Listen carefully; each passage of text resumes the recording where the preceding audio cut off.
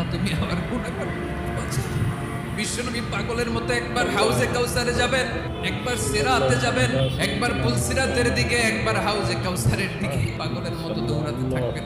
তার কোন গুনাহগার উম্মত যাতে জাহান্নামে না যায়। কিয়ামতের ময়দানে ওই বিভীষিকাময় সময়ে মুসিবতের কালে মানুষগুলো পাগল হয়ে বিশ্বনবীকে খুঁজতে আরম্ভ করবে। সবাই মিলে বিশ্বনবীর কাছে যেয়ে বলবে ইয়া রাহমাতাল লিল আলামিন। দেখেন আমাদের কি অবস্থা, সূর্যের আলোতে ঘেমে হয়রান। আজকে কেউ সুপারিশ করতে পারবে না, সব নবীরা অপারগতা স্বীকার করেছে। মুহাম্মদ ইয়া রাসূলুল্লাহ, মুহাম্মদ ইয়া রাসূলুল্লাহ, বিশ্বনবী বলবেন আসো আসো শাবায়াত কে লিল্লাহ, মুহাম্মদ ইয়া বিশ্বনবী মাকামে মাহমুদে যে আল্লাহু আকবার বলে সিজদায় লুটিয়ে পড়বেন।